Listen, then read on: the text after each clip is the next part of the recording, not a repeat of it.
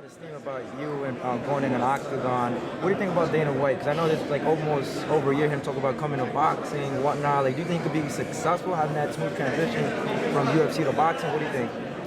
I don't know. UFC and boxing is two totally different sports, but at the same time, it's all business related. Yeah. And Dana White know how to make business make sense, especially in the octagon. And if he can bring that over to the sport of boxing, then boxing will be just as bigger, if not even bigger. And then in Wilder Fury, do you see either guy with an edge, confidence-wise, mental-wise, anything, or from the press conference? If somebody got the most confidence and edge, I would say Fury. Really? Because he took Wilder's best punch and got up. You know, so yeah, he's been there before. So it's not like he don't know what it feel like or he tasted Wilder punching power. He tasted it, he dealt with it, and he rose to the occasion and got back up and said, okay, let's fight. So you feel that over the vice versa of Deontay saying, you know, you had your brains almost splattered on that canvas. For sure. He feels that's his edge, sure. Right? Yeah, you know, and it's given it's his edge as well. But I just feel like Tyson Fury getting up from those two knockdowns is like, all right, you put me down, but you didn't keep me down. Mm-hmm. You know, I got up and potentially won that round that you knocked me down in. You know, so you think he's gonna win the fight tomorrow night? I'm 50-50. You know, because Wilder did show that he can hurt Fury bad, not just Lance knockdown, but Fury showed that he can hurt Wilder as well. But I wanted to discuss with you briefly about the rankings in your weight class, the WBO at 147. Right. Do you think that, number one is Danny Garcia? Do you think that builds more pressure with him being number one, that he has to fight you and the fans to pressure him to fight you down the road? He got a lot of options, like you said. If he choose to take the option to exercise his number one rankings and become a mandatory, and we shall fight, and they'll make for a great fight. So you basically justifying that it's okay for him to maybe explore other options than going to you, or if it's in the best interest of his career. Okay. You know, if it's suits him and his family, then so be it. I'm not knocking it. Yeah, because I think a lot of the boxing community think that a loss to a fighter is devastating for them in their career. Even if they lose, they can always bounce back, and fighting a great fight, that's what it's about. For sure. Okay. Terence, one quick question.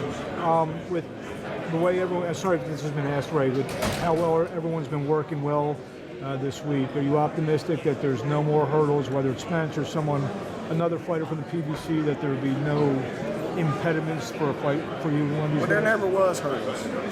Like I always said, if it made sense, then the fight could get made. Mm-hmm. You know, if it didn't make sense, then the fight is not going to get made. It's simple.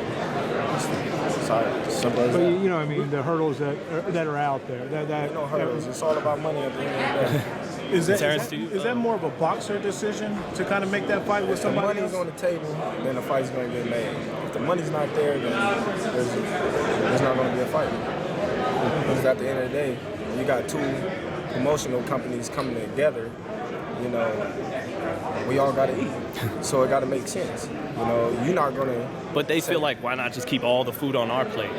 That's what I'm saying. But the other promoters be like, nah, I'm just gonna match my own fighters over. They can do that. Yeah. When they got a lot of fighters to pick and choose from, they can keep it in house. So Top Rank did the same thing. Isn't that bad for boxing? No, it's smart. But then we don't see Crawford Spence. But you don't see Crawford Spence, but you see Danny Garcia, Keith Thurman. Yeah. Yeah. Sean Porter versus Errol Spence. You see Pacquiao versus Thurman. So we didn't see Pacquiao Crawford. We didn't. So those are other great fights. It's just not the one fight that y'all want to see. So one fight don't take away from all the other great welterweight fights that's been happening this past year. So as a competitor, how much does that competitive spirit get in there to say, I want to fight this guy, I want to get some of this guy? Of course I want to fight all the guys. Of course that. But at the same time, like I keep telling you, it's a business. Okay. If you feel like you're one of the best welterweights in the world, you're not gonna take no lesser than what you feel like you deserve. Okay. You know, just to get in the ring and fight somebody that you feel like you're better than. So that the business acumen, business part of it outweighs that desire just to be competitive in the ring. Okay. Sometimes it ain't enough money to break it down and here, pay this guy, then the fighters, you know, it takes a lot of money to put on a show. Gotcha. You know, how much money you think going into this show? You know, through the marketing. I heard they gotta sell over $1 million just to break even. Yeah, it's a lot of money that goes into making fights, you know. Like, a lot of people don't understand that because, you know, they don't know the business that goes around making fights. You know, it's just not, you know, two people say, all right, we're gonna fight, and then they say, okay, we're gonna fight. Y'all gonna get this, y'all gonna get that. Okay, take out the purses that they give the fighters. Still gotta pay for the rooms. They still gotta pay for the food.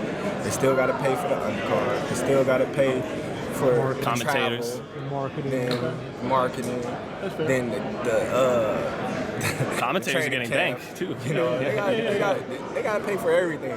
You know, so no, I appreciate hearing that. I appreciate hearing that. A lot that goes into it. So, like as you say, some people just think, hey, these guys don't want to fight nobody because of this or that, and I appreciate you breaking it down. Some fighters don't. Some fighters don't. You know, some fighters and they handle this be like, all right, we're gonna stay away from that guy. You know, that's a bad matchup for you. You think it's like, you know, some fighters don't. You know, you got a good record, you good. Just let him pass on, and then we gonna bring you. We'll get him down the line somewhere. No. We're going to let him move up and wait. Okay.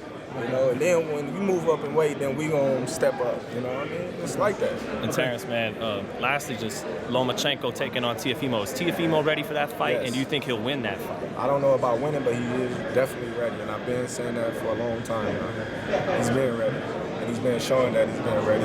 It's going to be a great fight. And I don't know who's going to win that fight. I might lean a little more towards Lomachenko, given that he got the experience in that fight, and he's been there before. But at the same time, you can't count Teofimo out. He's a tremendous young fighter that's got a lot of talent, a lot of punching power, and that believes in himself. And he's no slouch. And he's coming to fight, and he's coming to knock Lomachenko out. I know you say you lean into Loma, but stylistically, you know how he goes side, side, in. Is it possible he get like with Linares that what's the chance he would walk into that shot? Right. He could. That's what I'm saying. He could. But you never know. You never know. Thanks, Terence.